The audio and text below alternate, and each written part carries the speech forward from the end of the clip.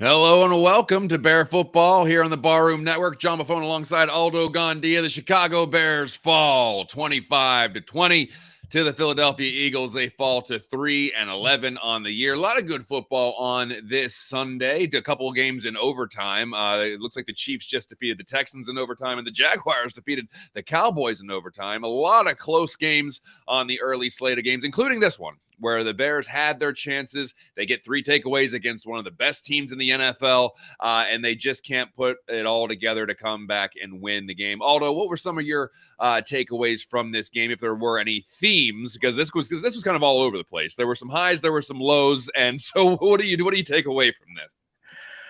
John, this is what, for some reason, I don't know why, my biorhythms or something. This was one of the more emotional games that I've witnessed. Definitely this year, I guess, because I actually began to believe that the Bears had a chance to upset the Eagles today, and they did. They definitely did, but they kept shooting themselves in the foot. And that's been the story with this team all year. Despite the fact that it's a hugely undermanned roster, they still make it close on most of their games and against really good teams. For them to lose by 5 points to the Eagles without their 2 top receivers, Chase Claypool and Darnell Mooney, for them to withstand all of the injuries that happened in the game, including an injury to Justin Fields that almost gave me a heart attack. I mean, that's just unbelievable. So I'm not going to be a silver lining kind of guy. I'm just going to applaud the Bears' effort and just talk about the incredible frustration it is to be a Bears fan now. And I said it, I think on Buffone 55, and I put it up on Twitter. I just want to go to sleep and wake up on the first day of free agency, because I got a feeling that these next few games are going to be the same result for my poor heart. Yeah, listen, I said this earlier this week. The one big thing I wanted to take away outside of potentially having a big upset win here was to maintain some of the health of whatever's left of this football team, because we've seen some of those big injuries happen to some of the other teams. We saw Von Miller go down. We saw Jimmy Garoppolo go down. We saw Kyler Murray go down. And especially when you're a bad team, you don't want anything to impact 2023, and that includes making sure Justin Fields is in one piece at the end of the season, where he goes down and he's grabbing his leg, and you're hoping to God it's not any kind of ligament damage that would require a long time kind of recuperation. But then you see Tevin Jenkins leave on a backboard, which is incredibly concerning for a number of reasons. You're hoping to God he's okay, yes. But the same, and of course, you're thinking about the long term goals that the Bears have with him there. You see Jack Sanborn go down, or you're not sure where he's going, because this was going to be a great 4-game audition for Jack Sanborn to not just obviously make the team next year, but potentially be a starter next year on that defense. And you're hoping that he has a couple of games to really put that, really increase that evaluation. Who knows how long he could potentially be out, if he's out at all. And then the receivers who was left out there, Dante Pettis and Velus Jones. And so Equanimeous St. Brown goes down in the early part of the game. Not one receiver, I think, had more than one catch. If I remember correctly, only one receiver. No, Byron Pringle had 2 catches. He had 2 for 39 and that late touchdown. Other than that, and St. Brown had 1. Simba Webster had 2. In case you want to take anything, out of Simba Webster having 2 catches there. No. But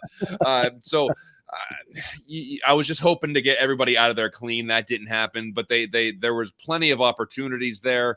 The takeaways, you were hoping to turn some of those into some points, more points than what they got. But all in all, you may have been. See, I was the exact opposite of this, Aldo. You were very emotionally invested. I was not. I was watching this game, and I was like, okay, I'm evaluating. Things look pretty good. Hey, they got a chance to win this game. And then when they didn't, you're like, okay, well, there's always something. The other shoe always falls. They score a touchdown with a lot of momentum, and Cairo Santos misses the extra point. There's always we just can't have nice things. We get them and then we break them. So it's just we can't just have our cake and eat it too. So I that entire time I'm just I'm being overly guarded because because I was really, really emotional in the Packer game because I wanted to win that game more than anything. That was basically my Super Bowl when the Bears were playing the Packers a couple weeks ago. And then we come into this game, and I obviously wanted them to win. I was amped up when they had a chance, but when they didn't, you're just like, okay, they played well against a team that should have blown their doors off. So I do. Is it too early to call Velus Jones an absolute unequivalent bust to this team? Because somebody in the chat said that, perhaps he's just a kick returner, a punt returner, and that's not what you want out of a third round pick. Although Devin Hester was a second round pick.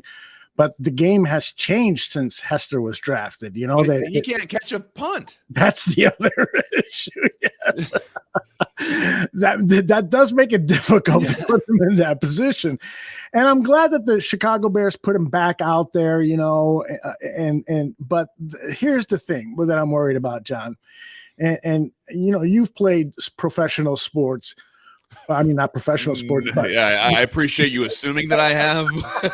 You came close to playing professional sports. I've been around sports. I've been around professional sports. Right. Unless there's some osmosis going on there. But right. Yeah. But you know how it is that there is that one giant leap from the minor leagues or college play to pro ball, where now in the pros, everyone is playing at a higher level, at an elite level. And then what happens is in the game of pro football, guys like Velus Jones are getting hit like never before. And so I think this is in his head. When there's contact coming, he just gets goofy with the football. He does not go through what he's learned in his pro football career or in his college career about hanging on to the ball. And I think he's just more concerned with the impact that he's about to get than he is with the fundamentals of ball safety. And so if during the preseason next year they don't correct that, then you got to drop him. You just have to cut your losses, and maybe some other team can rejuvenate his career. But this is no time to spend on another Kevin White type guy. Now, the situation with Kevin White was totally different. Of course, that was more injuries, but Kevin White couldn't play in the NFL, and Velus Jones is right now telling us, I have a hard time playing in the NFL. Well, and this should be easier than the Kevin White situation because Kevin White, you invested a top 10 pick in Kevin White. This was a third round pick. And so, listen, I also think that the smaller things are much more important at the professional level as well, because in college you can maybe get away with having your arm off your body and letting that ball out for a couple seconds while you're running, and you can get away with that. In the NFL, that ball is never safe. No matter where you're at on the field, no matter how you're holding it, that ball is not safe. Ball protection is a paramount concern. And so whenever you're a guy that, he did stay in college for another year, he was an older player last year in the college ranks, and that's when he really started to turn some heads. And so listen, I said at the beginning of the season, I'm not trying to, say something go back on something that I said or pretend like I didn't say that. I said that didn't overly concern me because if he hits, I don't care if he's a 28-year-old rookie. If he can play, he can play, and that's great. So far, he can't play, so that is concerning, especially when you're hoping that this is a guy that can come in and contribute right away because of that experience, because he had that extra year at the college level, and he just is not showing that right now. And the thing that he was supposed to do best on special teams, they had to take him off of. So now you got to try to find a place for this guy, if there is any. So I think the offseason, not just there's a number of things that are going to go on in the offseason, but how they reload this position at wide receiver, I think is really going to dictate what Velus Jones's role is going to be with this team moving forward. He's a third round pick, and he might be on the roster next year, but he could be buried. He could be the fifth receiver. He could be he could be a big time healthy scratch for half the season or anything like that. So these last four games that we talked about this on Buffon 55, this is an audition for a lot of these guys. A lot of these guys they may not be back next year because they only have I don't know the exact number, but they don't have that many people under contract. And the people that they do have under contract, they could absolutely get replaced in free agency or the draft. I don't think how many people are really safe on the roster. I think you could probably use one hand. I think that he could find himself buried next year if he does not get over this in the offseason or put something on tape that shows, okay, there's a glimmer there. There's something there. I don't think we've seen any of that so far. Has there been a glimmer at all throughout this year? Because I can't think of one. Yeah, I mean, there was the preseason run back on kickoffs, and I think there was one play during the regular season that he had a good result. But I'm with Bruce Ollie Walter Jordan that, the practice squad could be in Velus Jones' future in 2023. But the issue is, as you said, this guy is 25 years old. And so if you're going to give him 2 seasons of practice squad work so that he can get accustomed to the pro game, you're then looking at a 28-year-old wide receiver. This is just not good. And somebody else in the chat said that this was the Phil Emery. Hugh Heavens said that this is the Phil Emery, smartest guy in the room pick. And it could be, the word is that Luke Getsy fell in love with what he could do in terms of bubble screens and basically be an extension of the running game, get in the ball real quick and let him create magic with that amazing speed. But that, you can't draft these gadget guys in the 3rd round. You are looking for starters in the first 3 rounds. And that, to me, it could be the biggest of several mistakes Ryan Poles has made during the preseason leading up to this season. So, I'm still in favor of Poles. I'm still in favor of the rebuild, but there's definitely been some mistakes. And so when we talk about players having to improve in 2023 during the offseason and leading into 2023, Ryan Poles and his scouting department have to improve too. We can't get the same results in our draft and our free agency pickups that we did in 2022. That will be unacceptable. And if it happens, then hopefully McCaskey is ready to jump in and do something. Yeah, listen, I don't think we can go. I'm not going to be someone that thinks that everything that Ryan Poles does is 100% correct, and I don't think anyone can do that. Is there hope that hopefully these professional scouts who are watching these guys all the time know more about a guy than I do? Okay, possibly. So I'm at least going to give that new regime the benefit of the doubt that they see something in him that they can bring him in. Now, obviously, the tape is not showing that. The games are not showing that. So I think that we can be a bit critical of the pick now, which is unfair as that may be, is like, oh, let it play out, then crush somebody for it. But that's what we do. That's what our job is. Their job is to try to get it right before it's wrong. So I think that this was so far, I think this has been an absolute bust. So I think that it's something that they're easily to move on from. Obviously, you wish the 3rd round pick, like you said, is a starter, hopefully a guy that can contribute. But I think at the same time, don't try to double down on something that's not working. I hate when organizations do that. I hate when, not just in sports, but in, business in general, it was like, that was a bad decision.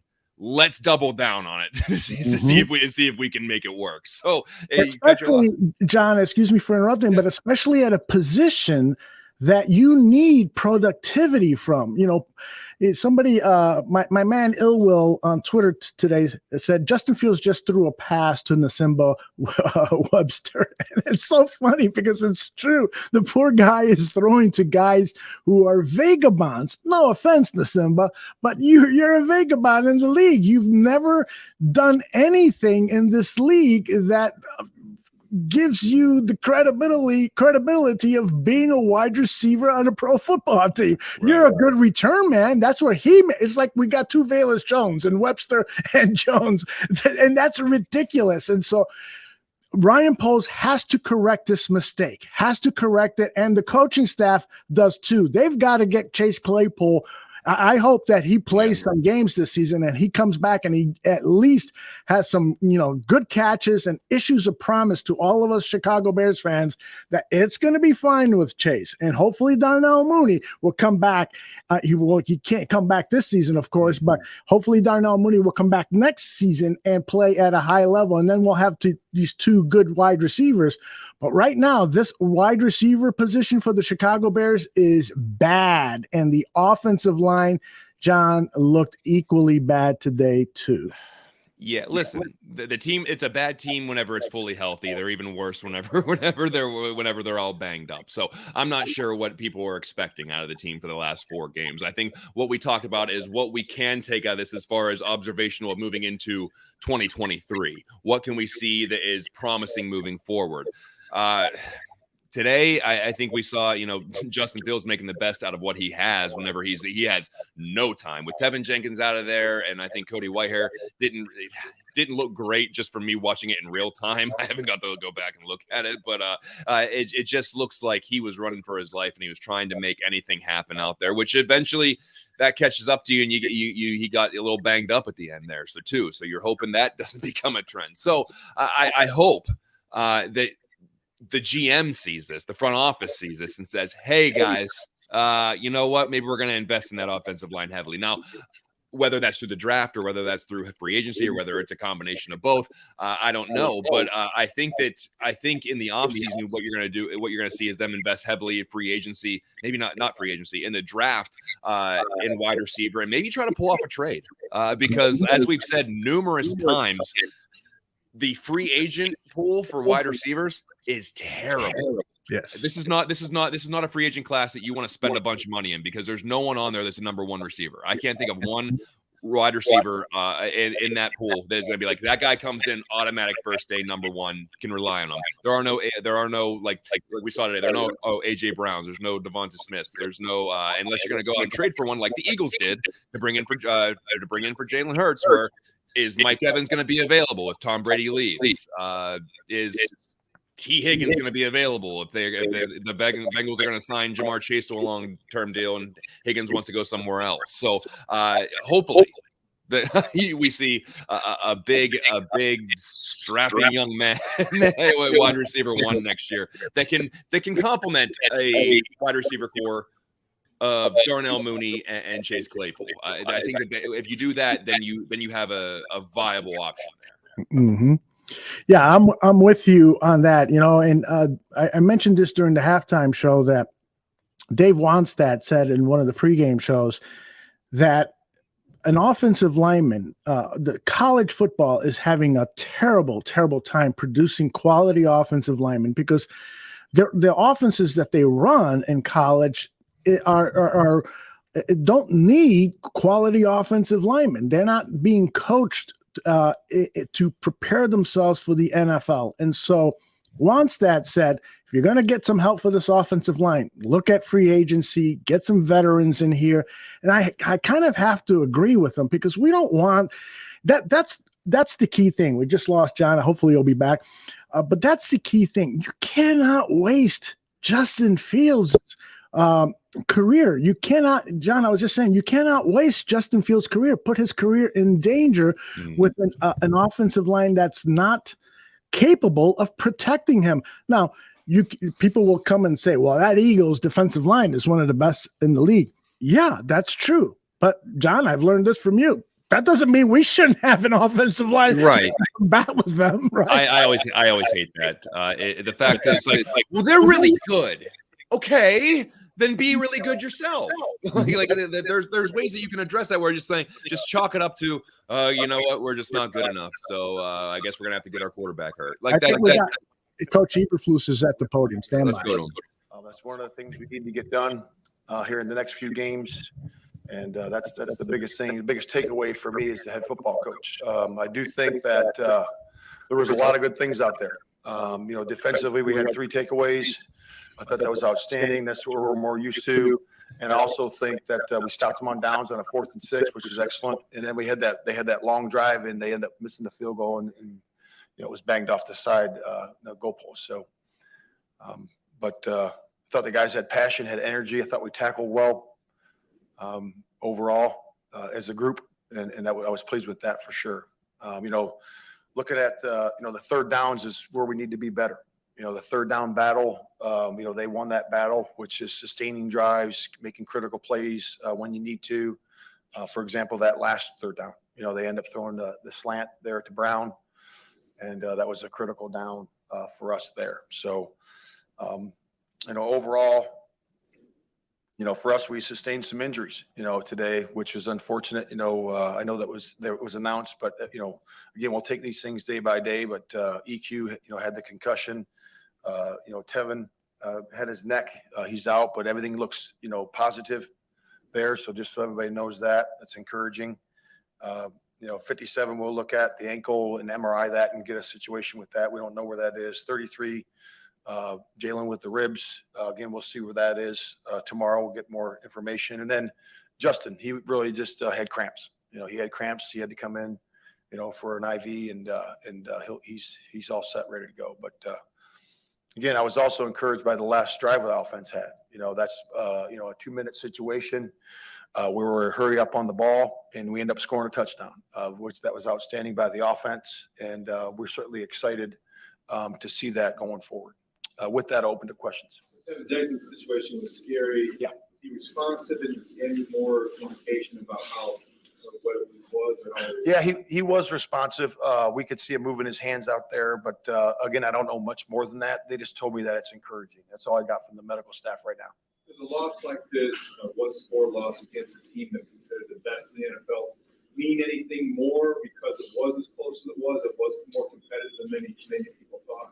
Yeah, we don't look at it that way. We really don't. We focus on one game at a time, and preparing to play our opponent and beat our opponent, and we didn't get that done.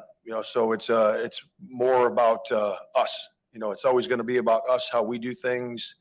Our execution in the critical moments needs to be better. Like I said, on third down, in the red area. When we get takeaways, the one thing that we need to do better on offense is when we do get takeaways in a short field, we got to punch it in. In that one situation, we ended up, 4th and 27, I want to say it is, and then we decided to take the delay there because we were out of kick range. Cairo's kick range today was the 27-yard line. So we were at the 31, and I believe Philadelphia did the same thing. They were at the 33, and they elected to punt and pin too, but or go for it, I believe. But that's the way the wind was out there today. It was tough sledding out there in the kicking game. Again, in the kicking game, we need to do a better job. We had that big kick return to start the second half. I wasn't excited about that. We need to do a better job covering there on the left side of our kick cover team. But and again, the rest of the day, they did a nice job.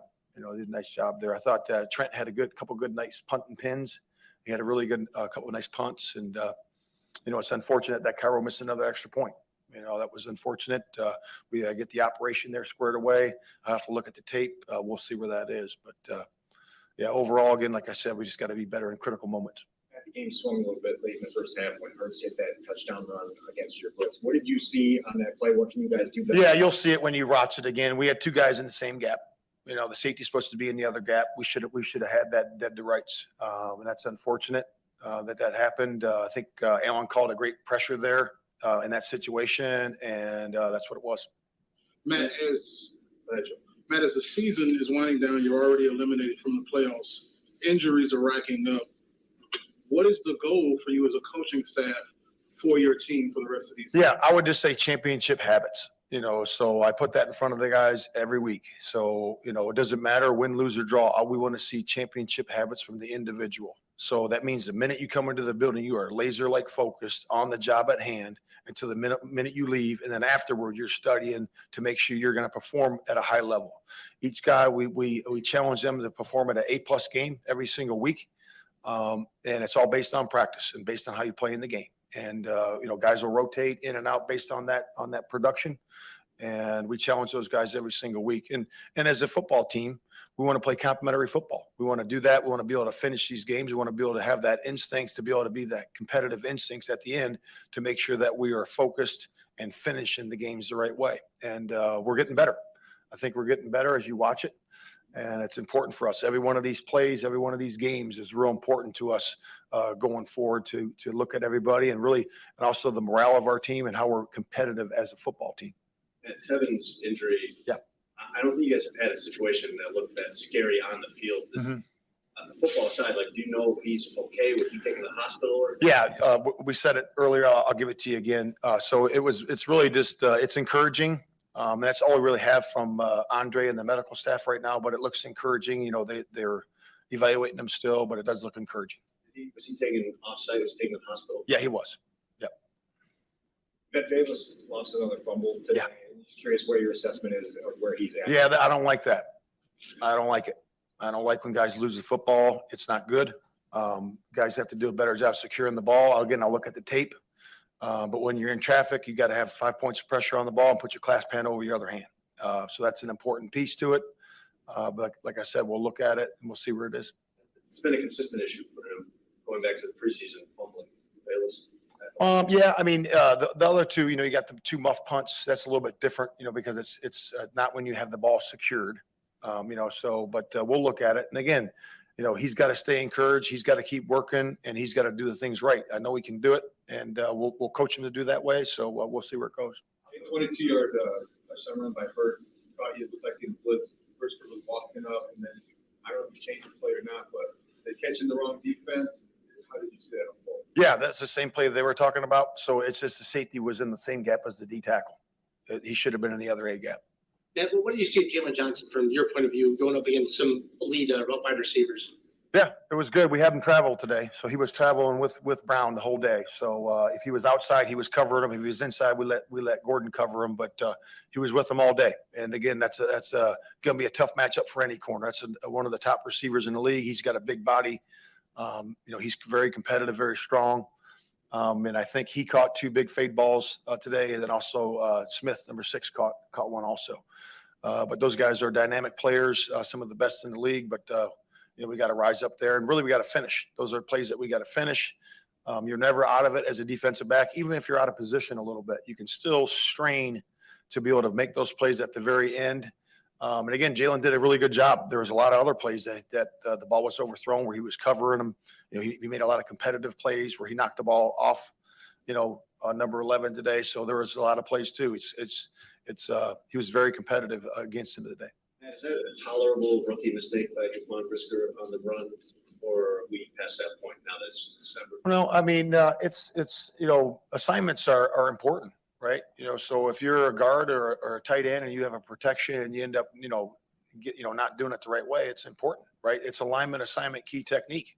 Right. And if you want to execute in the critical moments, which that might be a critical moment, right? 3rd and 10, you have to get that done. And we expect our players to do that. And we challenge them to do that. And it's not only them, it's the coaches. Who's coaching that guy? Right. Are you responsible for that guy? You are. Remember, it's a partnership. So when your player plays great, man, that's a partnership. If your player ends up doing some things that you got to get it corrected, it's a partnership. So it's the coach and the player. On the field touchdown to David Montgomery. Yeah. 17-13. Did you give thought to going for 2 there? Yeah, that's the situation where it's a color that's in 4th quarter, it's definite go for 2, but in 3rd quarter, you can or cannot. But we decided to go just kick it. Justin went over 1,000 rushing yards. Yeah. What's your reaction to just That's great. That's great. I mean, I think it's a franchise record for quarterback. Obviously, goes over 1,000 yards. One of the first, you know, only 1 of 3 quarterbacks in the history of the league with Lamar and Vic. So that's pretty special. You know, and he's a special guy. You know, that run he made down there. I mean, it's just phenomenal. So he's doing an excellent job. He's doing a really good job of leading our football team. I think it's where he's growing the most over this second half of the season, and he's just getting more and more confident as he goes. Decide to weigh and try to figure out whether or not you can onside kick there. Yeah. So the numbers there tell us that we're onside kick there all the way. You know, so we got to kick a better kick there. I know it only went 9 yards. I think we got to put it there a little bit deeper. And Kyler's been kicking that in practice, excellent. You know, that little spinner kick. He's been doing great in that, and just we got to execute there at that moment. So the number is the time on the clock. Yeah, time on clock and timeouts they have. Yep. What's your level of frustration not being able to get more out of the takeaways you got in terms of converting them? And obviously, but one of them, you end up with the ball down inside the red zone at the 14-yard line and end up punting on it. Yeah. So it's called sudden change. You know, it happens on both sides of the ball. So when we take the ball into that plus field, you know, inside that 30, 35-yard line, either through special teams or taking the ball away, which we did, the offense has got to, you know, they got to score touchdowns there.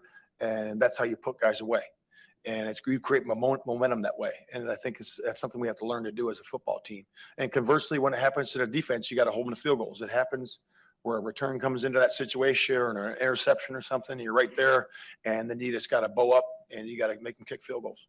With Cairo, is he dealing with some sort of injury that you know of? Not that I know of, not that I'm aware of. Do you think this is more of like a psychological thing for him at this point? I just think it's execution. You just going to look at the details of, where everything is, so from the snap, the hold, the plant foot, all those things that we look at with detail, and just look at it that way. So it's just like, anything else, any other skill that you're trying to do, it's about the details of it. And he just got to look hard at that. We're going to continue to coach him up, and Cairo's going to be fine. You say the execution, are you talking about Cairo individually, Cairo specifically? Just everything. Just like everything, I got to look at the tape, snap, hold, kick, plant foot, everything that looks, that we're squared away with there. And you just got to do a good job executing. Forgive me if this was asked earlier, but on the punt from the 32, whatever, did Cairo let you guys know that was too far? What was? Yes, we talked about that. I'll say it again. That's fine. So his kick line was 27 yards with the wind today. So when it was there at the 31, we were out of our kick line there. So we're going to take a delay and we're going to punt and pin. And like I said, Trent did a nice job of punting and pinning today. He did a pretty good job. With N'Keal Harry, I know he was doing warm-ups today. Yeah. All this week. Was there a setback with his back? No, it's just day to day, just wasn't ready, so he's the back, and Clay's got the knee. So hopefully we're, hopeful for those guys coming up, and hopefully it looks good for tomorrow, and we'll know more information then. We talked all week about how good their defensive front was. Yeah. What makes them so good at stunting, and what were your assessment of just kind of how you handled that today? Yeah, it's obviously not good enough, because we give up too many sacks. But again, a lot of times that's getting rid of the ball and, handling the stunts as a defensive line or offensive line versus that defensive line. They do it well. They're aggressive, they're violent, and they have talent, a lot of talent up there. So, you could see from Hassan to Sweat to all the guys inside, Hargrave, all those guys that are in there, they throw it in there with violence. And it's hard to pick up, especially when you have those 5-man stunts. Those are pretty effective, and they did a nice job. What was your perspective on that 39-yard run that Justin had, the one where he stepped out of the 9-yard line? Yeah. When it comes to Hassan Reddick, for him, like going under him and then missing the 2 tackles. Yeah, just special. I was on the far side, so I was kind of moving around my head and stuff, trying to figure out what he was doing, and he just stayed in bounds and kept going. So exciting player to watch. Matt, has it been difficult for you as a coach to try to view things as progress beyond wins and losses this season? To see progress, regardless of the results, or you're hardwired your entire life to it's win or lose? Yeah, that's a great question. I think you got to have perspective. I think you have to have perspective. Again, when you're in the game, we're in the game. I think that obviously it's 100%, get after it by any means necessary, and then after the game, you have to evaluate the performance. It goes back to what we said, the game is the game now. If you win by 5 or lose by 5, then you have to have that perspective. How do you get better next week, each individual and each unit?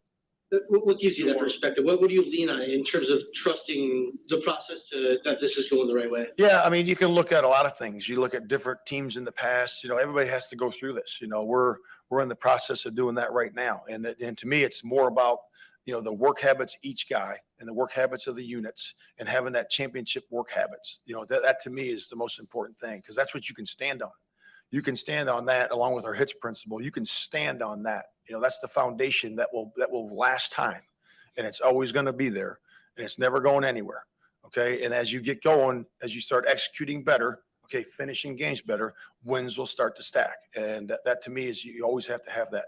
If you don't have that, it's not going to work. But we do have that. We have it, and our guys are working their tail off, and we have that foundation that we're building right now. How do you reconcile believing that things are headed the right way, but being 3-11? Yeah, just by the tape. Watch the tape. To me, it's you watch the tape, and sometimes the results aren't there, but I see what I see in practice, and I see what I see in the games, and we're heading the right direction. Thank you. Yep. Thank you. Head coach Matt Eberflus at the podium there. Couple takeaways from me before I throw it over to you, Aldo. I'm normally not someone that harps on the media very often. I don't like to do that. I think they have a very tough job. I did that job for quite some time, but I don't know if they're checking out as well, because they asked the same question like 3 times. And I think Matt Eberflus was tired of talking about Brisker taking the wrong gap on that Jalen Hurts play. And then someone had to re-ask about Cairo Santos, like, hey, pay attention to what's going on here. But obviously great news about Tevin Jenkins. Like sounds like he's gonna be okay. I don't know if we can expect to see him again this year, but at least it sounds like he's gonna be okay. As far as some of the other things, clearly he showed some very strong as a coach can show in a post-game press conference about Velus Jones. I think that's a very telling tone, and a very he was very quick to snap. I don't like it. Like almost like before the question was even done, he was able to snap that out. Did you pick up on that? Oh yeah, I was really, really encouraged by when he said that. It's like, I've had enough of this. You can't do this, young man. And I'm sure they're going to have a closed door session. Eberflus, the wide receivers coach, Luke Getsy, and they're going to let Velus Jones know, dude, if you want to stay in this league, you have got to get this thing corrected. And, and that's the way to handle a situation like this.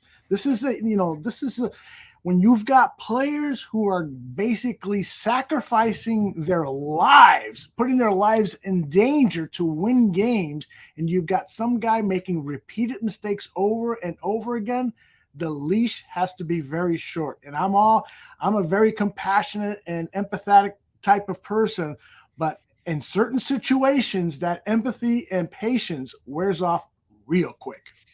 Yeah, I think it's going to wear off probably depending on what they bring in to replace him with. I think he's got maybe a few more chances at the end of this season to show that they're, like I said earlier, there's a glimmer of hope there, and then they can keep him around and try to incorporate him into some things.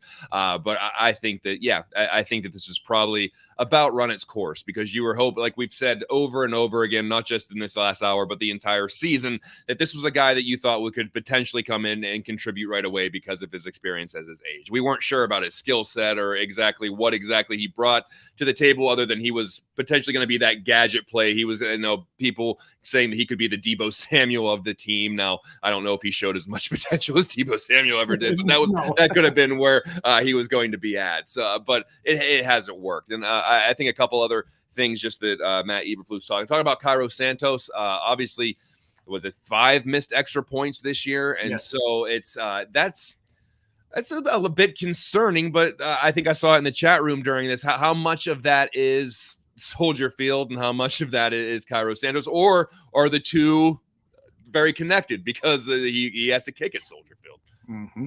I think that right now it's all in his head, because last year at Soldier Field, he kicked very well. And starting with that first game against San Francisco in those terrible conditions, he missed 2 extra points. And then later in the season, he missed another one, and now he's up to 4 or 5. So I just believe, when that camera caught him saying, I don't think I can, the wind's too strong. Yeah. And then earlier in the season, he talked about how difficult it was to kick in Soldier Field. I wonder if he doesn't have a bit of Mitchell Trubisky-itis, where the pressure and everything around him is getting to him, because he is capable of making the kicks. He's proven that. But maybe why he's become a journeyman in this league is because things get into his head, and that, I know the Bears have a sports psychologist. If I was Cairo Santos, I would schedule a meeting for 9 a.m. on Monday.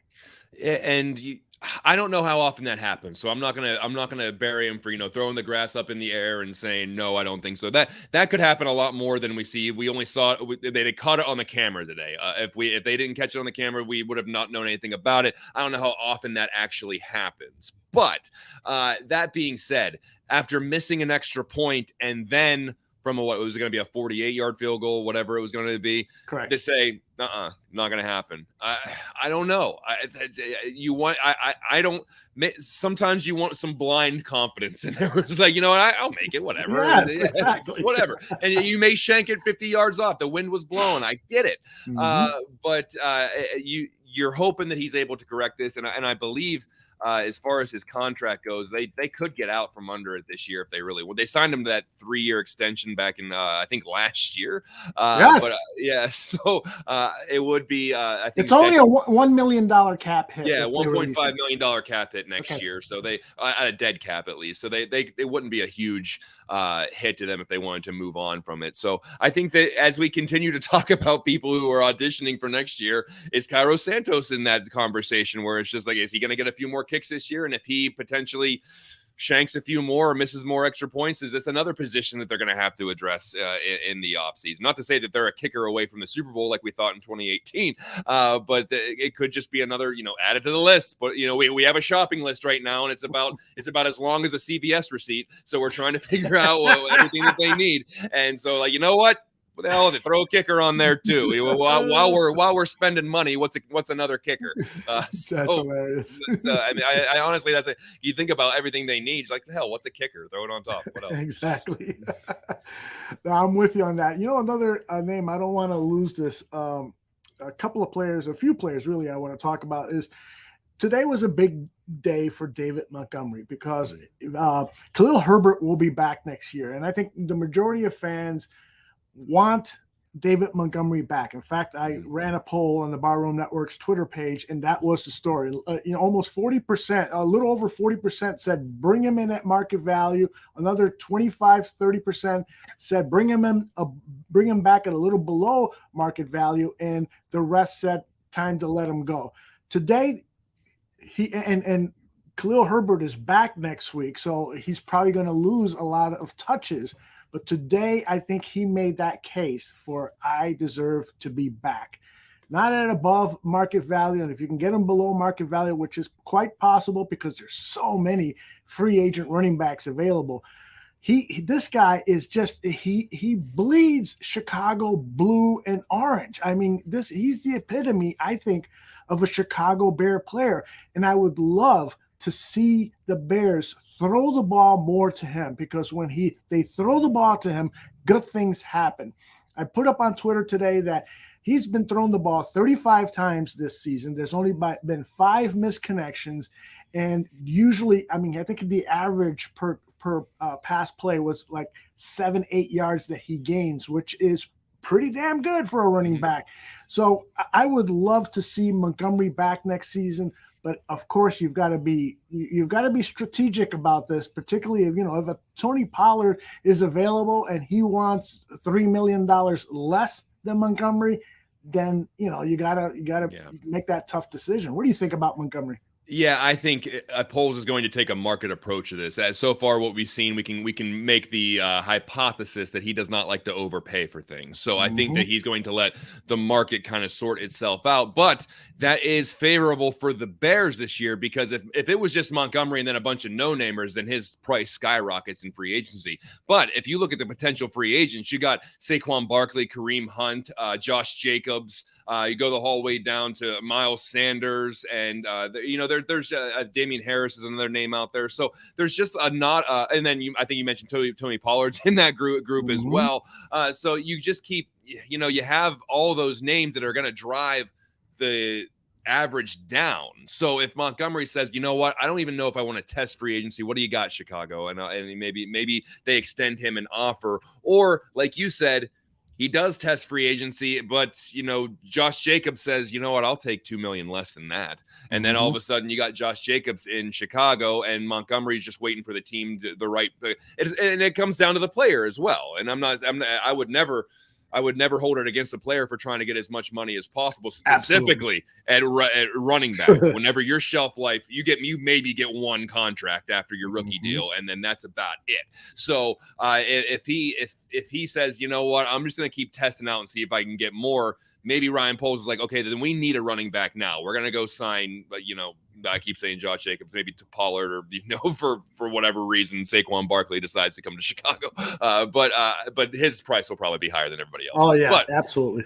But it's a timing and then market thing. So as much as I would love to see Montgomery back, I'm with you. I want to see him back in Chicago. I think that Poles is going to say, what's the most financial efficient way to look at this and for production versus value. And then if you're able to bring him back or sign somebody in free agency, that's one more position you don't have to draft this year because they have a lot of positions they got to draft this year. And I understand that you can draft a guy in the 4th, 5th round and all of a sudden you got yourself like a Damian Pierce in Houston. And it's just like, oh man, you're getting this guy for absolutely nothing and he's balling out. That's great. But whenever you need a lot of other positions to fill, that's, I'd much see them go get another lineman, D lineman, both sides of the ball need, both lines need help.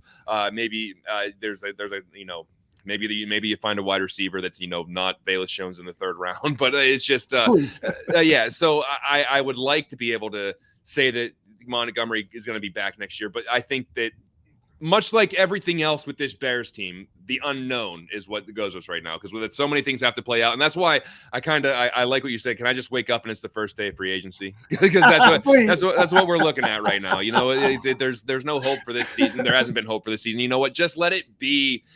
Free agency, so we can see what this team's actually going to look like. Because right now, we're watching this team knowing full well it's not going to look anything like this in a couple of months. It's not going to. This is not for better or worse. It's going to be very different next year. And so it's that like I want to know. I want to know what it's going to look like. But But the one thing, John, is and I put too much into this is the players already, the core players on this team have already been kicked in the where because of the trading of Khalil Mack and Quinn and Roquan Smith.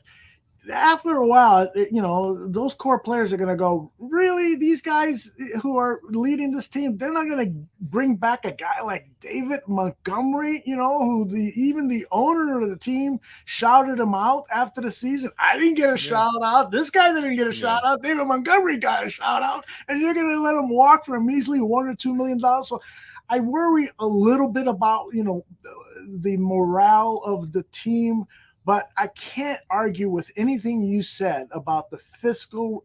It's like a fiduciary responsibility on Ryan Poles' part to make the best decision available regarding a running back because there's it's a buyer's market there. There's so many guys, and so you just got to make that good decision. J2K says 3 years at $20 million plus incentives is his guess for Monty. If that's the deal, I would sign him right away. Absolutely. Yeah, I like that deal. And let's hope that if the money is close between Montgomery and one of these other free agents, that they would lean to bring Montgomery back. Because I think that there is some substance to what you said. Now, we're talking about the core players are going to be shrugging. Who are the core players right now?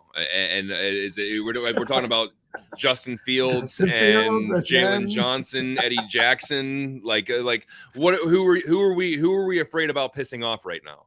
I understand Jalen Johnson. I had a phenomenal game today, by the way. I think that he's playing himself. He needs to be a cornerstone on this team for a while. Cornerstone for lack of a better term. But anyway, we're talking there are no 8-year vets really on this team that you're afraid of stepping on their toes. Eddie Jackson is the most tenured one on the defense right now. If I'm off the top of my head, I don't know. I think you're right. Yes. Okay, so Eddie Jackson, and then on offense, who's the most tenured player there? Is Montgomery? Yeah. Or Cody Whitehair, maybe? Are you afraid about pissing off Cody Whitehair? I don't think he might not even be on the team next year. So especially after today. Right. Yeah. So I don't know. The morale, what morale? They only half their team is under contract next year. So I get that if you had a strong core of players that have been together for a while, like in Seattle, whenever they had that core group of guys in the defense there for a long time, and they started chipping away at it, they're like, okay, we lost another one. Then I get that, but they got rid of everyone, and maybe that was Ryan Poles' philosophy. You can't piss them off if they're gone, so you just trade everything you got. So but to get back to the original point, if the money is close, I would hope that they would lean towards Montgomery, because not just because of what he brings as far as leadership, because I think that's a real thing, but also he doesn't got to get acclimated with the system. He knows Justin Fields. He's already built chemistry with some of the whoever's coming back next year on offense. He'll at least be there now. With mainly that's a Justin Fields thing, but he already knows the offensive system as well. So I would hope that they would lean towards bringing him back if the money's close. And I don't know if Montgomery's going to be the guy that says, no, I need, $10 million a year. I don't know if he's that guy. And I don't know if that's what he's going to be commanding, given the fact that we just talked about all those free agents that are in the free agent class. So once again, one of those things that we don't know. We simply don't know if he's going to be back.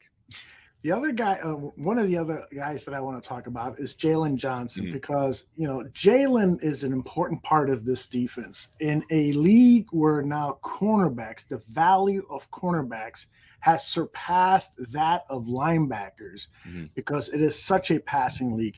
We need Jalen Johnson to become a stud cornerback. And today, for 3 quarters, I thought he looked like a stud. He got burned finally late in the game.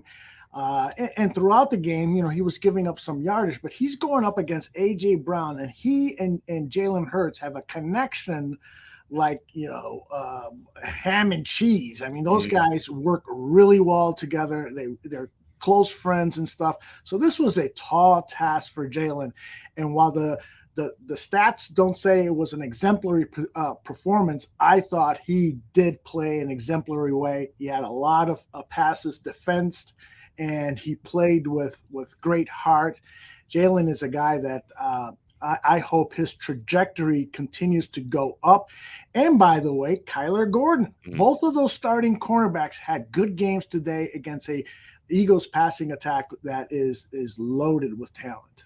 Yeah, and I think that you're not going to see a lot of it in the stat book, but I thought Jalen Johnson had a great day. Look, the rules are slanted so far to the offense that whenever a cornerback has a performance like that, it's a great performance. You're going to get burned every once in a while. Jalen Ramsey gets burnt once in a while. Some of the best cornerbacks in history will get burnt every once in a while. I think that Jalen Johnson is crucial moving forward to this team, not just because of his skill set, but because he is going to be that leader to Kyler Gordon and the rest of the cornerback room, where they're looking up and say, that's the guy, and we're aspiring to be on his level. And next year, that's the last year of his contract. So you're wondering if they're going to try to figure out an extension maybe before the start of the season. I don't know when they can start doing all that negotiating stuff. I need to really brush up on some of that technical stuff, but I believe they can probably offer him an extension this offseason. They could probably absolutely. So they can try to now.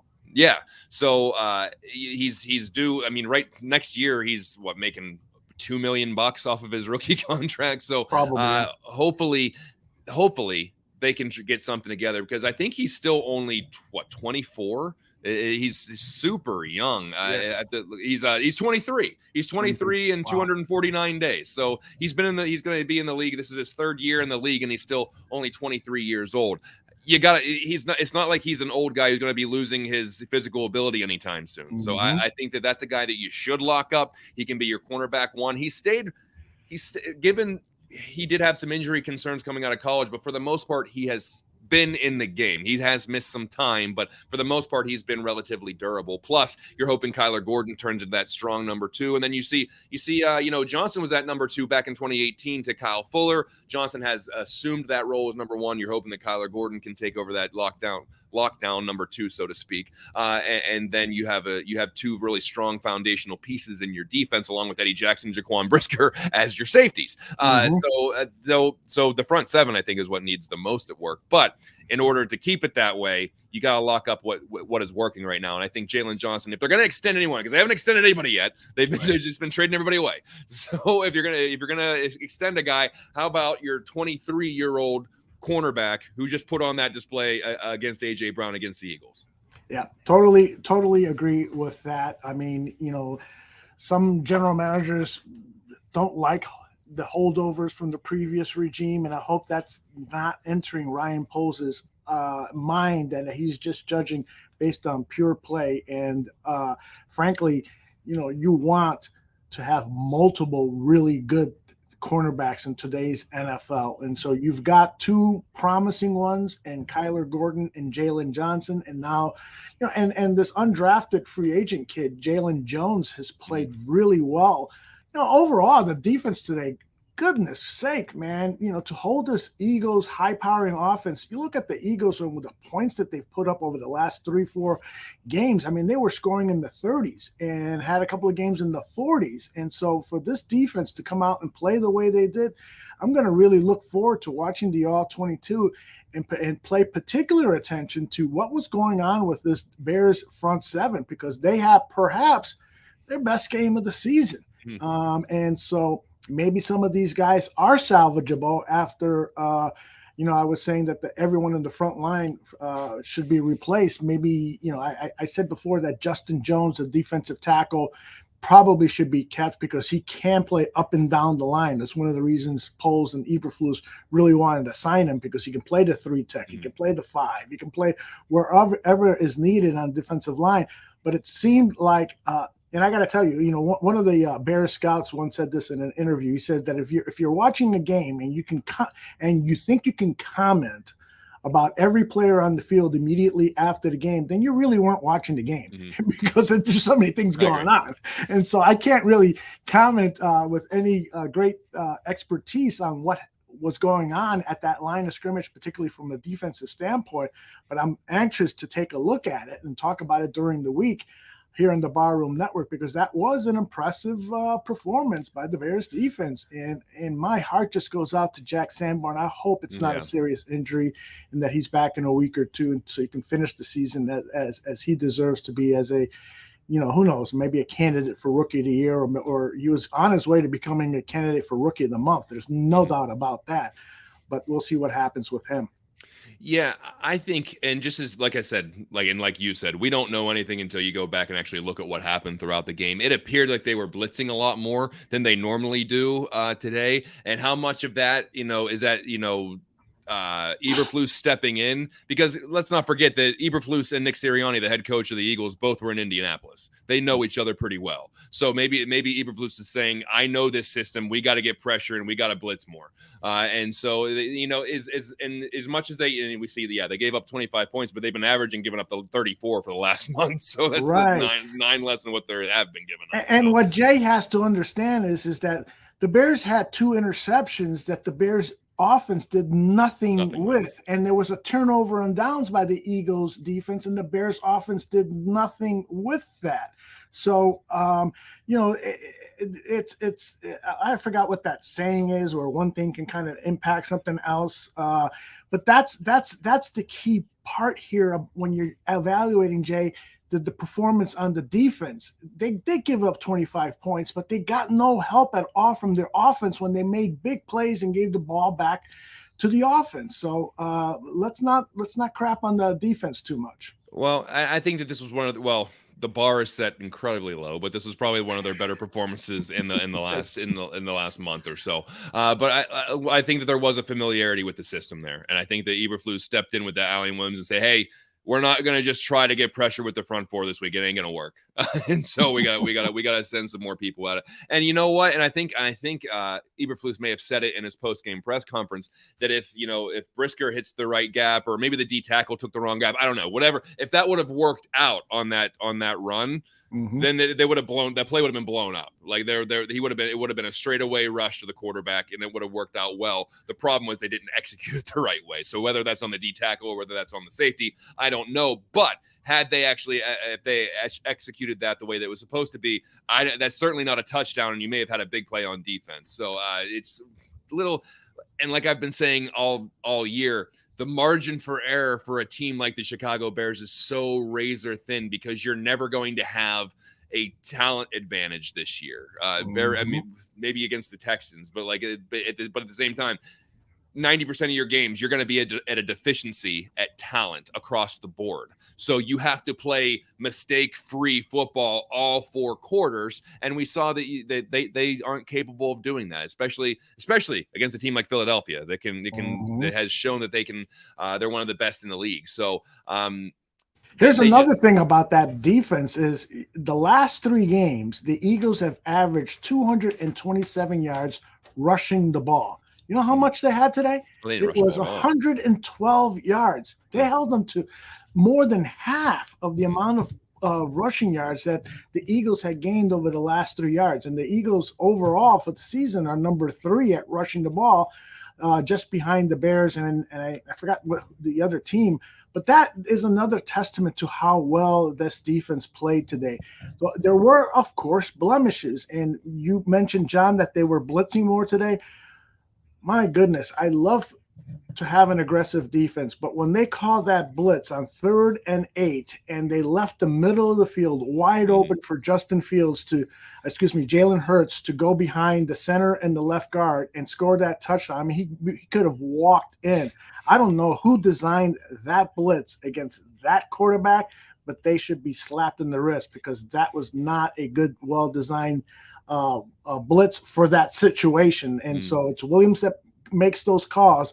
He's probably kicking himself for that because at every press conference he's pretty genuine about stuff like that. I have to do a better job of making the right calls and so forth. I think he's going to say that again this week. Yeah, because once again, the margin for error is so slim on something like that. It's a home run swing when all you need is a single for the most part. And listen, I love the aggressive defense too, and I think that if they would have executed that properly, it may have worked out differently. I'm going to stick to that opinion. I could be completely wrong. However, the play call to begin with is really rolling the dice. And you know what? Maybe when you're 3-10, you're like, screw it. Let's see what we can do. I mean, let's try that. You know what? We're going to maybe incorporate this into next year's game plan. Let's see how it works against it right here. Now, maybe that's not the right time to do it whenever it's 3rd and long and you're trying to keep them to a field goal. And I'm most likely grasping at straws over this, but I think that I think they were more aggressive today, at least on the defensive side of the ball. Couple of the 3rd down calls I was a little skeptical of, and some of the ones that are right off the top of my head was that they tried that out pass on 3rd and 1 when I'm thinking just run the ball. It was like 3rd and 10, 11, whatever it was, and they did that short pass to Cole Kmet. I'm like, well, let's at least try to get to the sticks. Let's try to get to the sticks at least on 3rd down. They didn't do that. Yeah, you're talking about the 3rd and 1 play, and they have Justin Fields on a long drop, so he's like a 5 or 7 step drop because they had him under center, and it's 3rd and 1. Please, whatever happened to power football, guys? And again, I hate to criticize Luke Getsy's play calling because perhaps they saw something on tape that the Eagles sometimes on those short yardage situations give up big explosive plays. Perhaps that's the case. But man, when that play happened, I was swearing at the TV screen, just call not a quarterback sneak, but give it to David Montgomery, who's so good at breaking tackles. But Luke, it seems to me, I said this at the halftime show, John, it seems to me like Luke Getsy is getting a little under the table bonuses for making bad play calls. That we can get that high draft pick that everyone in the chat room is already doing their fantasy drafts here in the chat room. Since October, I've been doing mock drafts.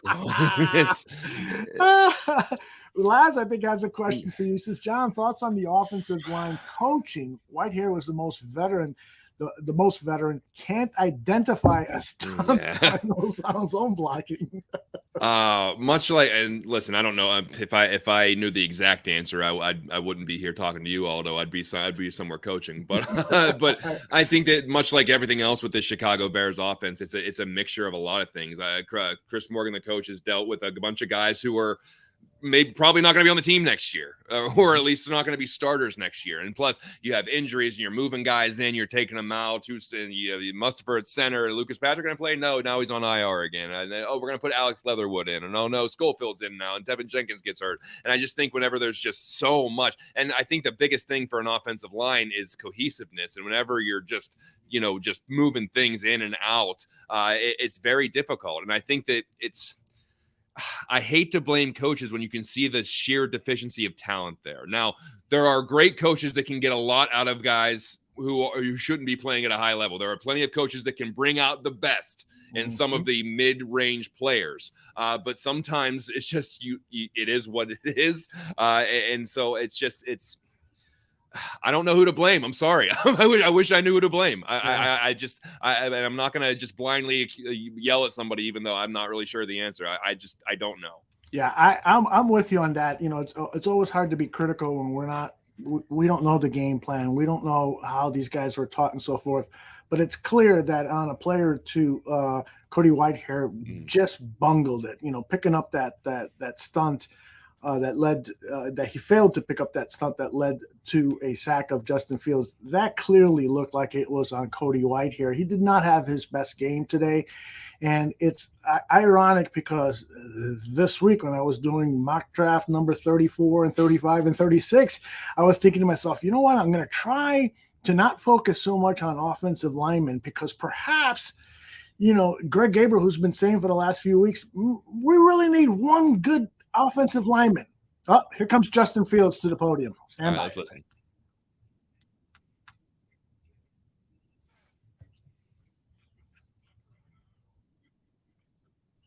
Oops.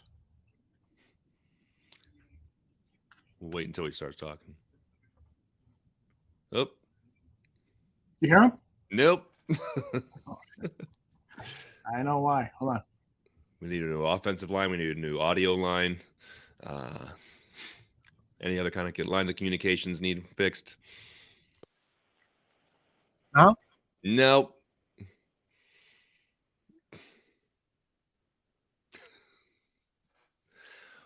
Now, this is one of those times where I really wish I were a lip reader because then I could just convey what he's saying. I can hear him. You can hear him and no one else can hear him? That's weird. That is weird. Hold on a second. Let me try one last thing. I can try. Oh, there he is. Yeah, just got out clean, and of course it was like 2nd and 27, so I was just trying to get the first down, and then got the first down, and you know there was about the 1,000 yards. So of course just try to get into the end zone, and you know hope. I just wish I had a step out of bounds, but yeah. Nah, you know, I mean, I was celebrating, spiking the ball. I mean, I'm tired, so I didn't. I had no idea. Just on the touchdown pass to David, can you take us just through that play? Yeah, so we just had a quick cadence on that. So boom, everybody lined up with the ball, snapped the ball quick, and they brought cover zero on that. And you know, usually when we get up on the line like that and snap the ball, they don't have time to communicate, you know, who's got the back. So I just dropped the back cover zero, and you know, he was wide open. Of course, it was really a perfect play call by Luke. So yeah, just props to him. On the second drive,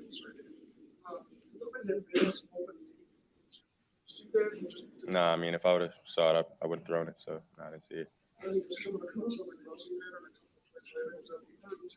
3rd and 10. Yeah, there was a backer right there. It was special trash. There was a backer right there, and I was getting pressure. So you know, if I had more time, and you know, he's faster than pretty much every linebacker in the league, and he probably would have, you know, outflanked him. So didn't have time, and I think that was when I got sacked on, right? Is that the one you're talking about, or is it a different one? Yeah, I mean, I'm not sure, but if we're talking about the same play, yeah, I mean, I was just waiting for him to, you know, get past that linebacker, and I mean, there was nobody over there, so you know, at that point, just trying to get to my back, and then I got sacked. So yeah. Justin, back to the cramping just for a second, because it happened just a few weeks ago. What do you sense that you need to do to make sure that it doesn't become a recurring thing? I just have to get an IV before every game. I didn't get one today because I thought the weather, you know, I wouldn't need one, but I'm still exerting energies, you know, still using my body. So from now on, I'm just going to have to get an IV. Was that frustrating for you, just given where that moment was within the game against? I mean, yeah, but it is what it is. I'd rather be cramped than it be a serious injury. So, yeah.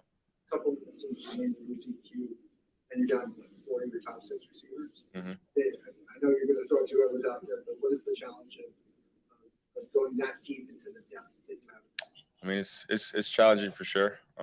You know, so I think the main thing with that is just, you know, everybody being prepared, everybody knowing the game plan, you know, and just everybody being on top of their stuff. So yeah. Your receivers being banged up for a lot of the year, and it was Khalil. Did you ever wonder what it would look like if everybody was healthy? I mean, yeah, you can wonder all you want, but the reality is that we don't. So just got to play with who you have out there. And, you know, we got to just, you know, everybody, like I said before, everybody's got to be prepared and be ready to play. Justin, joining the 1,000-yard club, Vic and Lamar there, what does it mean to join that company? And then is this something you want to set your sights on doing every year? No, sir. I don't plan on rushing for 1,000 yards every year. But, well, yeah, like I said before, it's an honor. And, it's a blessing from God. And like I said, I couldn't do it without my coaches and teammates. Why not a chance though to sit the hell for record? Is that something you set your sights on? You like don't want to just have a year. I mean, yeah. I mean, I'm already deep into this year, so might as well just try to go get that record. I think I need 206. So 3 games left. That's about 70 yards a game. So we'll see what happens. But yeah. See. Did you know in game that you hit it? In the game that I hit 1,000? Yeah, I knew because they announced it on the big board and stuff like that. You had no picks today against what I believe it's the top interception team in the league. Was there extra emphasis this week about protecting the football, and what does that mean for your development? Yeah, I mean that's always the emphasis for the offense is no takeaways and the defense getting +2. So that's always our goal is to not turn the ball over. But yeah, of course you want to go into a game never want to turn the ball over. So but of course they had a great D line out there. So I think the biggest thing, like when we do play such a force at D line, is just maybe 1-2 reads, find a check down to run because I mean you're not gonna have all day, with the D line that they do have. So yeah. Justin, how important was it for you to come back out after you got injured? I mean, it was important. Every time I get a chance to play, I'm gonna want to be out there with my guys. I know they fight, and like I said before, they're the only reason I play. So I play for them and God, and really nobody else. So yeah. You said that you don't want to do this 1,000 yard thing every year. Is that just because you view scrambling as kind of a necessity this year that doesn't necessarily define you as a quarterback going forward? Yeah, for sure. But I'm gonna improvise and try to do whatever I can to put as much points on the board as possible. So I mean I don't plan to. So I don't plan to rush for 1,000 yards every year. So yeah. Justin, as tough as a 7-game skid is, do you look at the Eagles at all and see that their progression is something you guys? I don't know what that is. Yeah, something. I have no idea. I was wondering too. Their progression.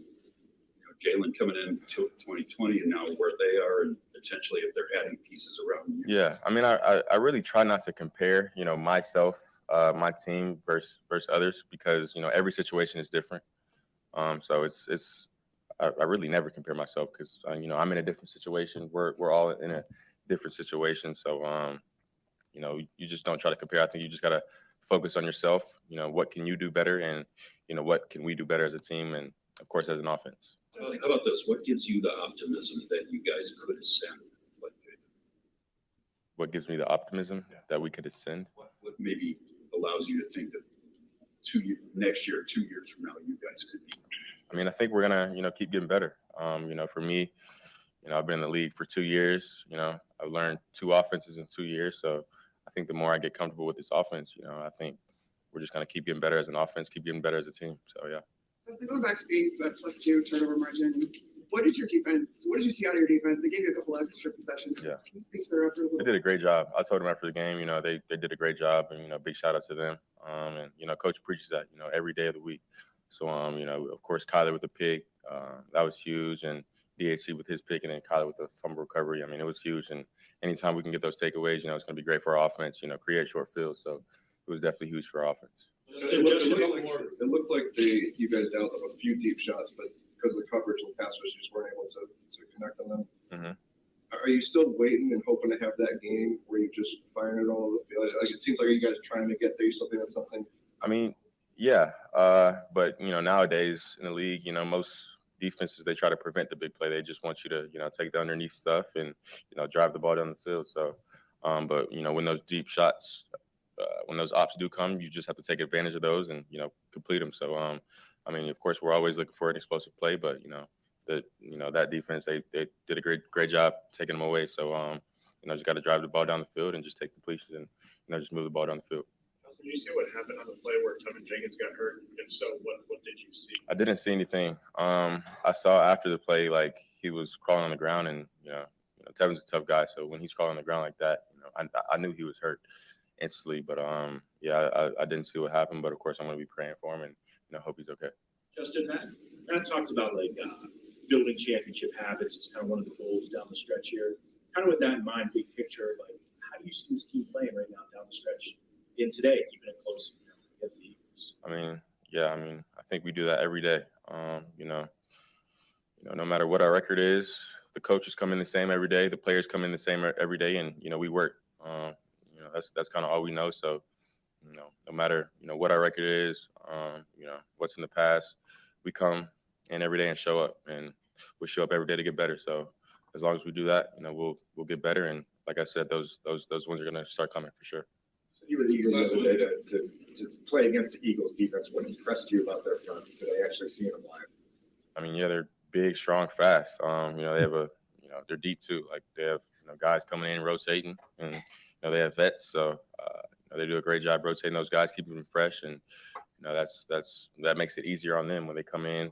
Only playing 2 drives every 4 plays, or 2 plays every 4 plays, 2 plays every 5 plays. So great point. They're staying fresh, and of course, I think they did a great job. Putting pressure on me today, and their defense did a pretty good job. But I think our O-line held up pretty good too. So just gotta, I give credit to them for sure. Appreciate you guys. I love that guy. Yeah, he's gotten the way he handles himself in pressers through as it's evolved throughout the season has gotten. I think that he's much more polished and understands things way. I don't want to say understands things, but it's just the way that I think he's handling himself after losses has just been very encouraging. Would you not say? Mm-hmm. I totally agree. This guy is showing, his teammates love him first and foremost. The coaching staff. Where's that coming from? Hold on. All right, I found it. Sometimes things pop up.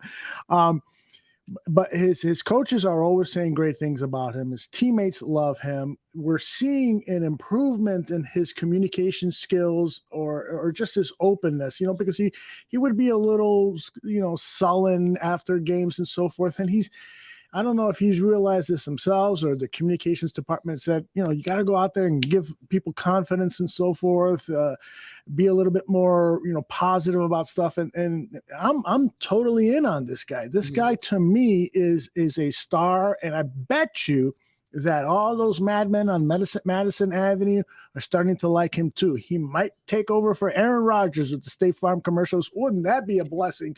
So I don't have to see that guy anymore. And we're going to see him a lot on national television commercials. You watch. Yeah. And I think that, listen, I know that everyone, they're talking about how, you don't want to mess up Justin Fields this year. You gave him no weapons. The offensive line is terrible. And that's true. It's not fiction. But if he's able to navigate this year, come out of it healthy, doesn't seem like he's getting too gun shy about things or whatever. So if they're able to put a line in front of him and get him some real legitimate NFL weapons at his disposal, imagine what he can do then, because he's trying to make it work with this unit this year. And it's like, how do I compare it? We had this training thing in high school basketball where we had to shoot this basketball that was the size of a beach ball. It was huge, absolutely huge. It barely fit in the hoop, but you would shoot at that. And if you made it, it's because you made a perfect shot and it landed right in there. Then you pick up a normal basketball and you're like, holy crap, it's like throwing a baseball. And yeah, it's going to be a lot easier. So you start making it. It's a lot easier. It's a lot easier. And then, so I'm thinking with Justin Fields, well, if I can make it work, if I can try to make things work with the, Equanimous St. Brown and N'Keal Harry and Dante Pettis and, all those guys, what happens if I get a legit number one receiver or what if I do have more than 2 seconds back there to throw, 1 second back there to throw? What could happen? So I'm trying to stay optimistic about the prospects that are going to be around Justin Fields, but I've been sold on this kid for a long time. I've never been of the ilk that, oh my God, they got to go draft another one this year. I've never been on that. I think that he's the guy, and once you are able to get something around him, he can be totally special. Mm-hmm. Steven says Fields knows the end is near, and that 90% of the team, the end being the end of this season, and that 90% of the teammates are gone in the offseason since they have no talent and the same drive and desire to win like he does. And I have to agree for the most part with Steven. I think he Justin probably does look at the talent level. He's probably had talks. I hope that he's had talks with Ryan Poles and that they've, and that Ryan has been not 100% transparent, because Ryan Poles should not be talking negatively about some of the players on the roster, but that he has set the vision for Justin Fields about what's going to happen in 2023 with all of the resources that the team has, and maybe even told him, hey, don't expect Super Bowl in 2023. We're going to fight for a Super Bowl, but still it's probably going to take 2 years of player acquisitions to get the cast around you to become a top NFL offense, a la the Kansas City Chiefs, a la, name any other great offense in the NFL, because that is going to take a couple of years of building, particularly when you study what's available in the draft, what's available in free agency. And I put up in the chat room, there aren't tons of, really jaw-dropping wide receivers in this draft. There are some quality guys, some guys that could step up. I was doing some studying on one particular wide receiver whose name now escapes me, but this guy from the University of Washington, but this guy hasn't committed to the draft. He's a second-round quality guy, 6'2", runs a 4.4, but he hasn't committed to the draft, so we don't know. So, how about if the Bears were to draft Notre Dame tight end Mike Mayer, and we go with a primarily 2 tight end attack with Cole Kmet and Mayer, and then, Chase Claypool, and hopefully Darnell Mooney is back. Now you're seeing a different style offense for the Chicago Bears, and one that could really be suitable for Justin Fields. Plus, you also remain as a top end NFL rushing offense. Number 1 in the league this season, will end the season as number 1, and there's no reason why they can't be number 1 again next season.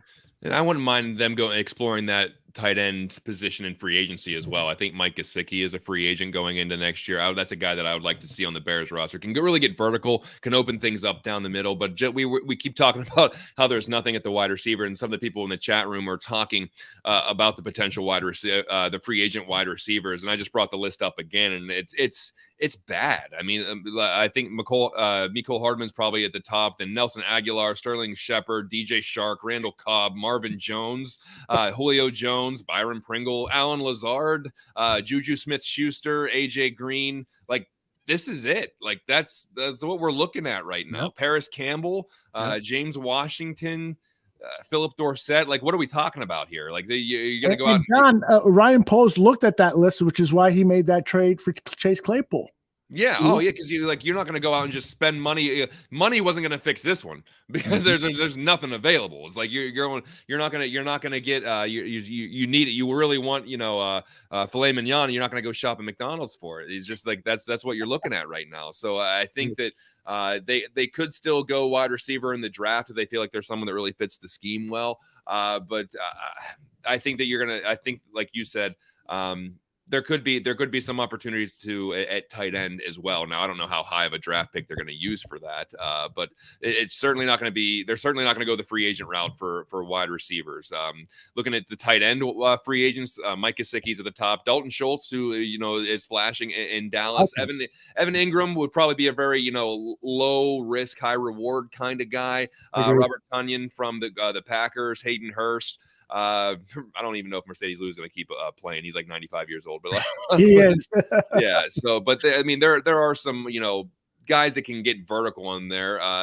Tyler Kroft is on there. I'm not saying these guys are going to be game busters, but there are some viable options that you could get potentially at the free agent position at tight end. So it's the recurring theme that I say on every show, whether it's this show or my show or any other show that I go on. It's like, there's so much unknown right now that it's just like we're just hypothesizing about everything because we have no idea. What are they going to do with the offensive line? What are they going to do with wide receiver? What are they going to do with the defensive line? What are they going to do with the linebackers? Like, we just don't know any of this right now, and that's what's frustrating because there's still 3 weeks left of this season that we have to talk about, and they have to go and by the way, everyone's gonna have a great holiday whenever they play the Bills on Christmas Eve. That's gonna be neat. That's gonna maybe people are gonna dip into the eggnog pretty early that day because they're gonna play. I think they play the early game on Christmas Eve. So yes. That should be a good one, and then Detroit after that, and then Minnesota. Those are the last 3 games. Those games could mean something to Detroit and to Minnesota. So Bears potentially have the could be playing the role of Grinch for some of these teams. Maybe they could keep Detroit from making the playoffs, or they could screw up the playoff seeding for Minnesota. But who's to say? I don't know. We got to get through the last 3 weeks also. Well, and by the way, I just saw that chat comment, so I'm going over to a website to confirm it. Have the Bears now moved up to number 2? Yes, they have. All right. You got to root for something. Yeah, I say little victories. All right, cool. Which that's great, but now, if you listen, you got that number 2 spot. All of a sudden, you got a very tradable pick. Yes, because somebody wants a quarterback.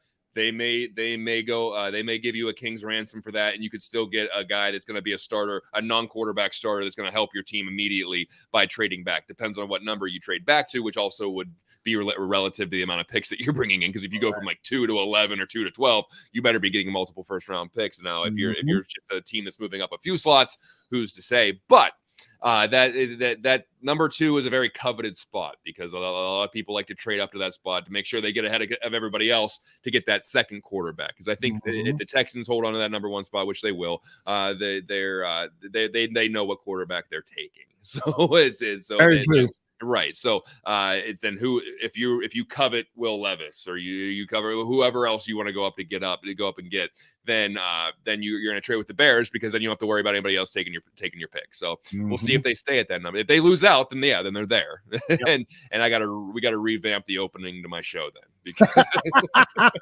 I'll work on that right today. Yeah, because I think somewhere there I said the Bears are not a 3-win team. Well, listen, I will absolutely eat crow when I have to. Listen, and the fact here's what kills me when people call me out for being wrong about something. Like, this is more of an indictment on you than it is me because I'm wrong about everything. Where have you been the last 6 years? I'm wrong about 80% of the things that I say, and you're just now catching on. This says a lot more about you than it does about me. So. That is funny. I'll tell you one thing. I'm glad that we're laughing. It was demoralizing. I felt terrible throughout the game. I really wanted them to upset the Eagles because they have the best one-loss record. I really wanted this win, but we're able to look at this now from a macro level. And if Ryan Poles can really get the job done during this offseason, and we're going to be covering it like a blanket here on Barroom Network with Draft on Tap. John's going to be on some specials with us, and Greg Gabriel, and on and on.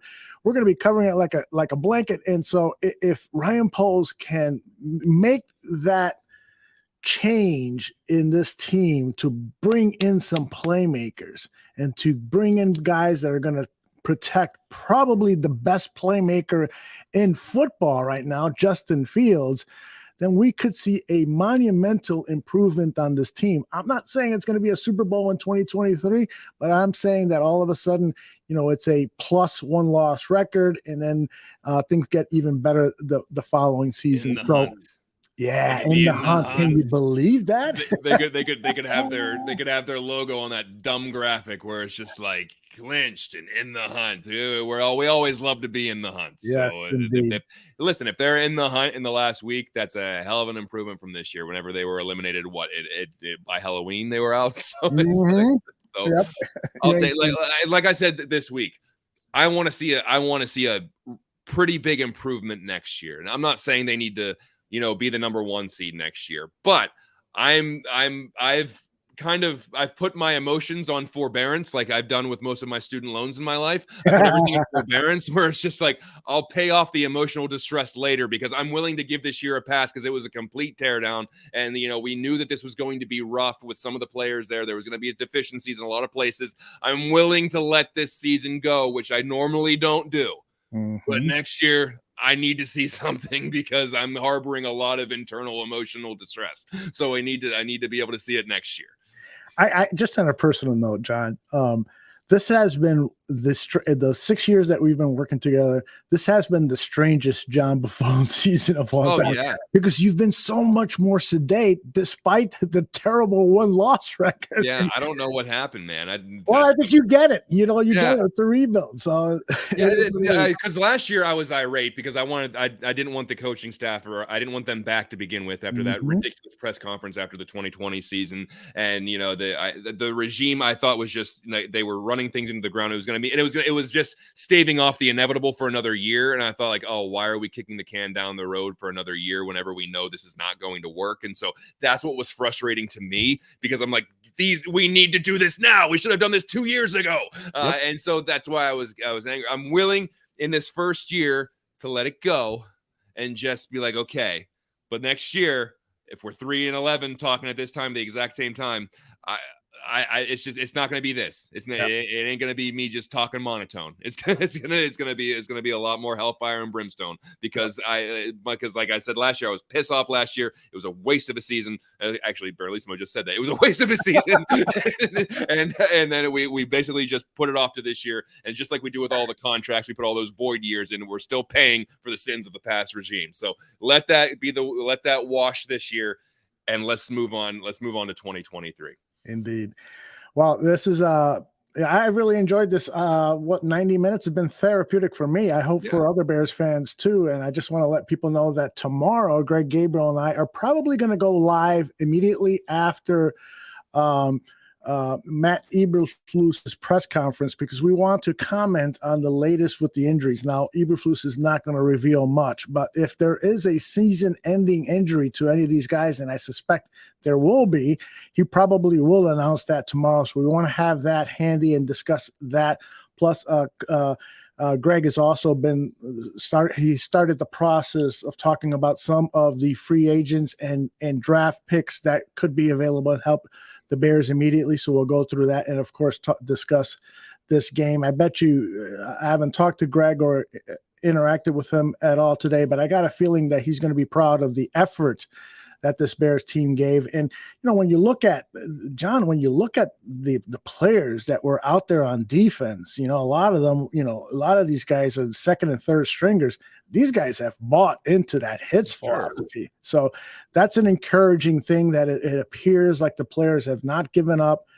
Although I used to say that about the Dave Wannstedt teams.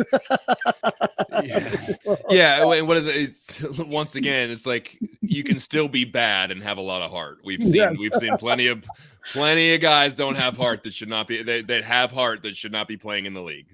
We just described my career in sports. Yeah, all the heart in the world doesn't matter. You got a team full of Rudies. That's fine. Yeah, I played hard, but I sucked. Basketball, he's always going to his left. I'm like, why are you guys telling the defense where I'm headed? How do you know? Oh, right. Yeah. Oh, there's one problem. Not any good. That's right. He can't run, so lay off him and don't guard him on football. When I was playing wide receiver in Sandlot, he can't run. I was a youth basketball coach at one point, and people were like, and we were terrible. And maybe I'll blame myself. Maybe I'm a bad coach. But I'm like a lot of 6th and 7th graders. So I'm like, they're like, what's the strength of your team? I'm like, well, we're not fast, but we're small. Like, what? Like, I said what I said. Love it. Love it. John, you got anything coming up? Oh, you got Buffon 55 on Wednesday, right? Yeah, Buffon 55. We're going to break down this game to the best of our abilities, and then we're going to preview that ever so fun Christmas Eve matchup with the Buffalo Bills. I have a feeling we'll go off on a couple of sidetracks as well. We'll try to understand that Bills team a little bit more. And if you're following the playoffs, maybe you want to learn about the Bills a little bit more. Or if you're a gambler, maybe you want to learn about the Bills a little bit more. So I think that it'll be a fun show, regardless of what your expectations are for the game against Buffalo. It's going to be a good time. Maybe we should bring in, as opposed to somebody who can talk to us about the Bills, maybe we should just bring in somebody who could talk to us about the free agency and draft class, because that seems to be the big topic of conversation. Yeah, I think we need to just start bringing in people that can tell us whether or not the Bears are going to cover the spread. There you go.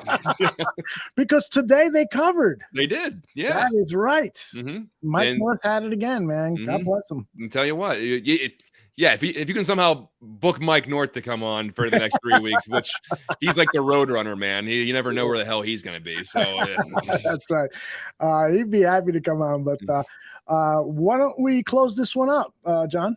Sounds good. What else we got going on the Barroom Network this week? All right. So tomorrow, besides Greg Gabriel, the afternoon edition of his show, we got Bears Country Podcast. Mr. Shorty and Nomad are going to take us through this game.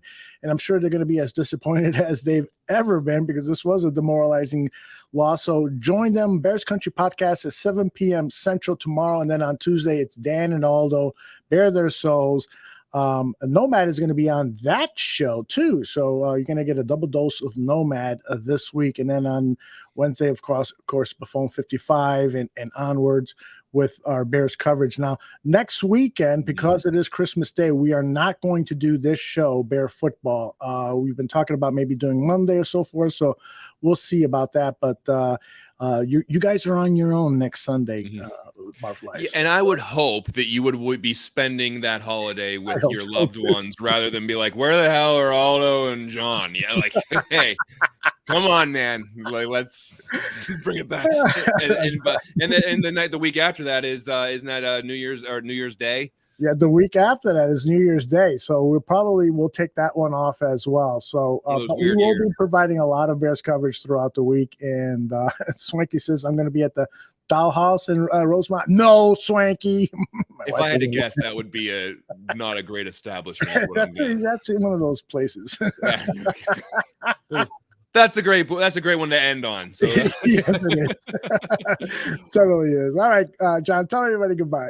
All right, everybody. Hey, we appreciate everyone in the chat room. We know it's not easy to come in here and talk about the Bears when you know that they're after that and the season's a wash, but you're still here every week. So I appreciate each and every one of you, whether you're listening to the live version, the podcast version, the video version, or the audio version. This is always a blast. It's therapeutic for everyone. So thank you. We really do appreciate that. But for Aldo Gandia, I'm John Buffon. We'll see you next time, everybody. Take care.